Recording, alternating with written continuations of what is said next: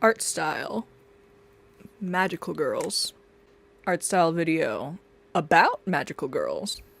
Oh, I could do that. Hi, I'm Maddie, and I have a magical girls story, and I want to put its core trio into other Maguka universes as an excuse to study their art styles.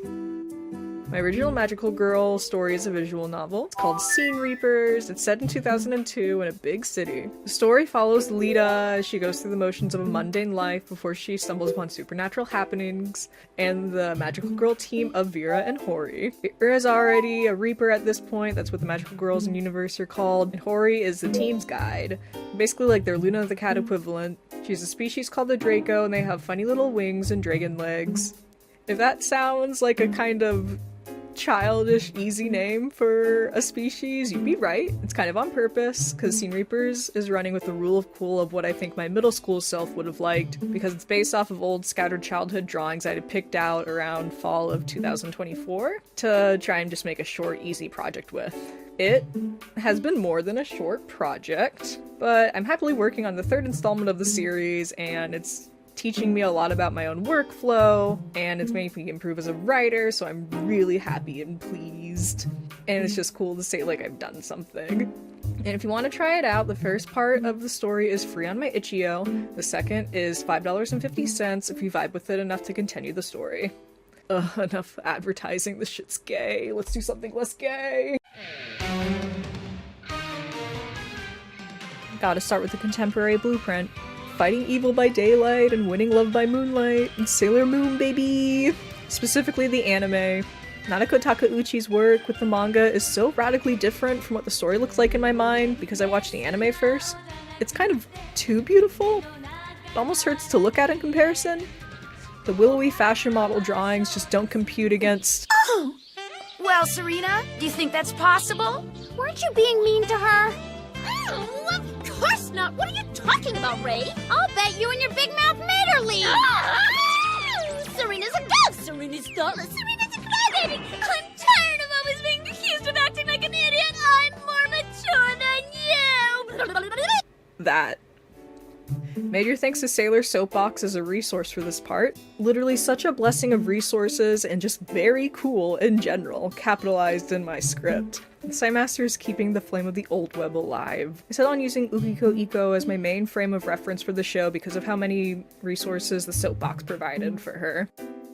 Ito was one of the main animation directors on Sailor Moon and made Princess Tutu. I didn't know that, hell yeah.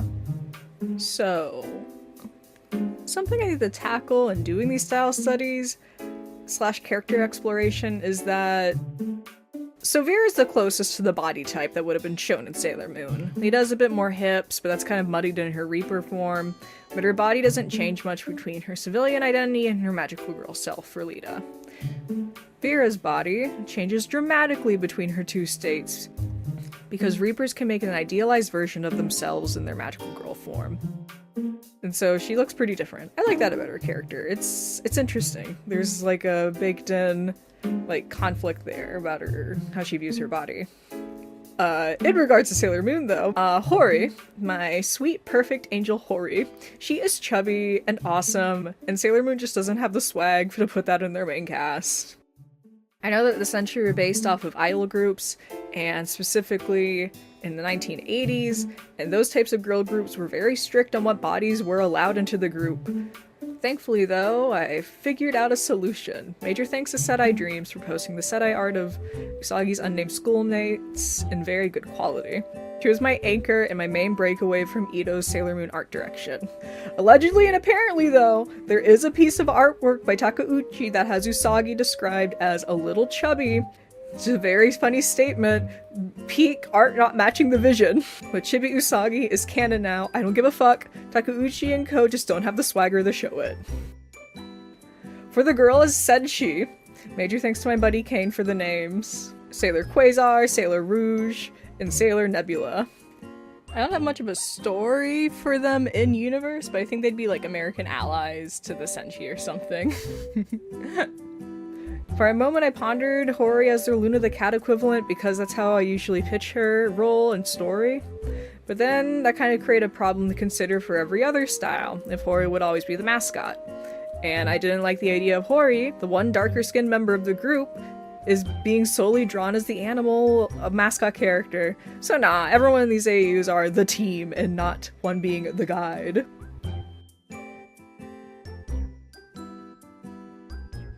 And here's everyone as Senshi, Sailor Scouts, whatever. I went ahead and tried to mimic how blurry cells would be and the effect of their drop shadow on a background painting. I hope you like it. Next, style. How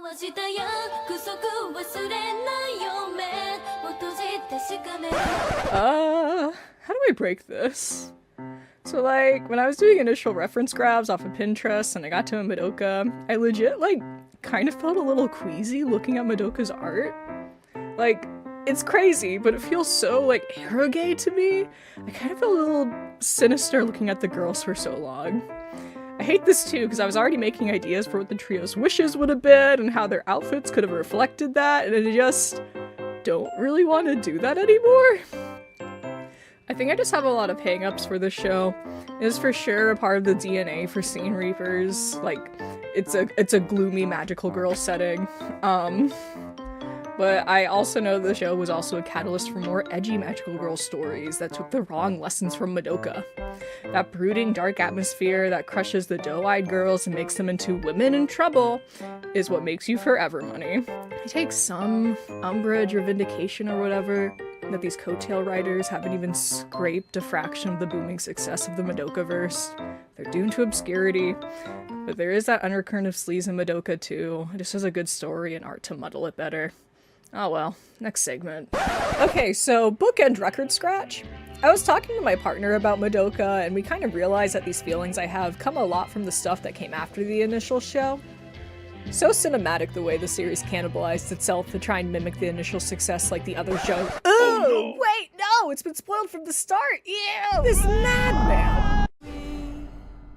Steve and the Crystal Gems navigate their world as their problems become bigger and grander, and you watch these kind of videos. I don't need to explain this show to you. I did start a heated debate in several groups of friends over the question, is Steven Universe a magical girl show? Most people I asked said no. We had lengthy discussions of their points versus my points, but a few kindred spirits gave me a brief yes. They knew my vision. My vision of seeing the magical girl fingerprints all across the show and running with it made it so even the vaguest of influences may be classified as a maguka. Sure, Steven doesn't transform or have an emphasis on female friendship in traditional ways, nor is there dynamics about romantic relationships as a secondary focus, or an interest and emphasis on fashion, but I don't care. It's my video. I get to decide on vibes what constitutes a magical girl franchise. Is Houseu a magical girl movie? Steven Universe is truly here because I didn't want to have to comb through background character references to homebrew what a bigger woman would look like as a Senshi, or the other properties I'm studying. There's already some fingerprints on Scene Reapers from Rebecca Sugar. I did some style studies from the art book of her work a few months ago, and how that show does Sadie's nose is something I tried to do with Hori and the other Draco character. Steven Universe is a very bored and director-driven show with how you can tell who did what, like Sailor Moon, and I wanted to focus on two artists, Katie Mitroff and Rebecca Sugar. Katie Mitroff was also responsible for some of the shots very inspired by Utena, so that's a green flag to me. God, Rebecca's artwork is so fucking good. I crave my art to be as flowy and expressive as hers. Character acting she does is phenomenal. To draw hands like Rebecca Sugar. During my style studies of Rebecca and Mitroff, I kind of had a That's So Raven vision moment over how much some of my high school art was super influenced by Steven Universe in hindsight, especially the ovular eyes and the long noses. Kind of the hair too. So, for this AU, I think the girls are gems that live on Earth. They aren't crystal gems. They may not even know the crystal gems are still alive. Lita's a citrine, Hori's a pink opal, and Vera's a turquoise. I got zooted over the weekend while I was trying to figure out the girls' gem designs, and I had the brain blast of how Amethyst of the three main crystal gems is the one who has the most human outfit with her oversized t-shirt and torn leggings. Pearl and Garnet existed on Homeworld before Earth, so their outfits are more fantastical. So I think that Citrine is another late bloomer quartz, and has more human fashion sensibilities. Opal was some kind of aid gem, meant to tend to the kindergarten. She survived the Diamond Blast, somehow. It's not important. and has been dormant until citrine emerges in the 1990s. This summons Opal, and the two of them need to learn to navigate the world. A few years into their lives, Opal sees stars streaking across the sky. She grabs citrine and runs to try and catch it, because Opal recognizes that's not a star, that's an escape pod. The duo finds the impact site and discover a lone figure regenerating out of the rubble. A figure made up of two gems, a peridot and a pearl. I think they're turquoise. On her side of the story was a duo on some kind of charting ship, and there was some kind of accident, or maybe the two of them fused to form turquoise and were chased to an escape pod. The uncertainty of space, a safer outcome than the pursuing crew. So I don't think turquoise gets along with the other two for like a while, but somehow everyone comes around. I think similar to the crystal gems having stars and the homeworld gems having diamonds, the trio would adopt a heart pattern somewhere on their clothes, to reference OG Hori's tale. And here they are. It was actually the first that I did for this video, and I like it a lot. Do you?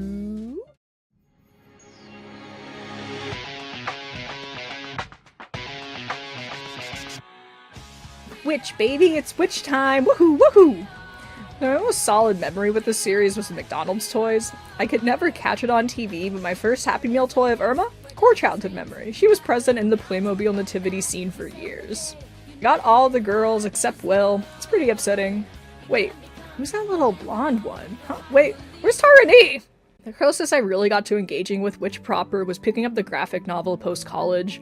And my biggest takeaway was the art. Literally the platonic ideal of a European comic art style. Barbara Canepa and Alessandro Barbucci were the two main artists initially for the series. I love this interview with Canepa and Barbucci I found. It was such a boon for me when writing this. Opening up the article and seeing Sailor Moon and Spice Girls greet me got me grinning from ear to ear. Hell yeah. Japanese magical girls are all over this thing. It's great to see any brief musings I had with the comics art being vindicated like this. The comment on looking at Alita Battle Angel for Will's design is so true. Canepa sharing that the cover she did for Italian Disney was inspired by Nadia is so good. There's a sentiment of the West online only really getting anime by the mid to late 90s, but that shit's been leaving its fingerprints all over for decades with professional artists and super nerds. There's an anecdote I think about the crew behind the real Ghostbusters watching anime and that influencing them in their shot. It bounces around in my brain often. Wait, what was I talking about? Jealous of Canepa to be able to see Akira in theaters. It is really sad to see the trio behind Witch say that they felt the original idea was gone by the time Volume 2 was out. Not all three of them left the project altogether by Volume 6. Such a somber tone to Canepa and Barbucci, reflecting on how bittersweet their feelings on the project are. You can really tell this was their baby for a while. Reading them talk about taking work trips to the States to understand the vibe of San Francisco, and anecdotes about what character elements were inspired by who was great. It's like the ideal of a collaborative project with people who get what kind of art you want to make. Good stuff. Oh my god, the bit about the girls transforming into animals and their original vision would have spoken to the souls of so many young girls. It's peak Disney adults, they were cooking with gas! The interview is linked in the sources if anyone wants to read. I for real recommend it. I didn't even get to the bit about Disney wanting the girls to be Daisy Duck detective buddies initially. Barbucci's modern art isn't my favorite, but his and Canepa's art for the comic in the late 2000s is so delicious. I'm more drawn to Canepa's sensibilities, because even for a comic with little girls as the pro-tags, Barbucci really can't help but draw the girls as capital B babes. Whew. Kinda got a bit heated there. I didn't end up writing a spot to say all the stuff I actually learned from these style studies in this video, but legit doing all these kind of had me realize I need to put more space around my eyes in regards to being too close to the edge of the face. Gotta try to apply the planes of like the human skull and all that. For Witch specifically, I really liked drawing the hands that the artists do, so hopefully that builds off of something. I don't think the girls' letters spell anything like witch. Live, LHV, HLV. Yeah, I don't know. But I think Hori is magic, Vera is earth, and Lita's air. And here's the three girls. Working on this video kind of created a thesis around my thoughts regarding how, like, damn, the powers that be really be drawing women and girls like that. Pretty 101 normie stuff to raise an eyebrow at the Senshi's skirts or roll your eyes at the Barbuccis of the world. And I don't want to come across like Steven Universe is the most morally pure, so it's the sole property that's worth your time to engage with. These shows aren't something I consider inexcusable for existing as they are. I don't fault Nanako Takeuchi for being a woman who was raised in the 70s and 80s Japan, nor any of the other staff for the Sailor Moon anime who are probably around the same age as her. These are all products of their time and environments. Water is wet. Barbucci isn't an outlier for a guy comic artist who can't help but draw every woman and girl like a supermodel baby. I don't fault the woman who worked with him and saw him as a peer they could confide in on a project. I'm sure he's great to work with. It's just, yeah, every aspect of girlhood really is permeated with adults slipping in something like a short skirt or a shot of a girl's breast.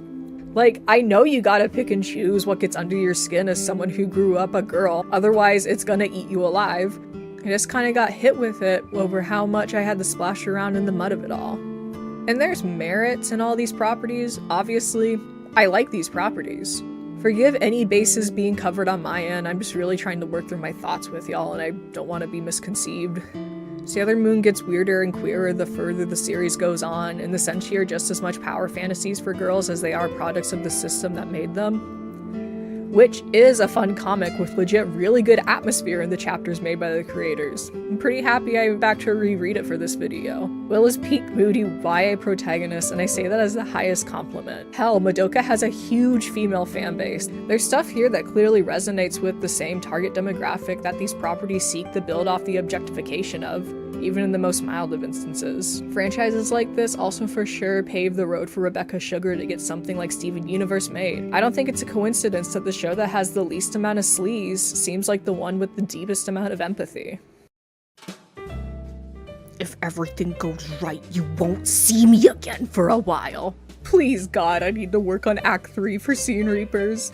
I did this video on a whim to shake things up to get the juices flowing. I don't need more juice, I need the work. If this video endeared you to how I engage with and make art, I'll show myself one last time. If you want to catch up on Scene Reapers before Act 3 comes out later this year, you can download the game over at my itch.io, link in the description and on screen. See you around, bye!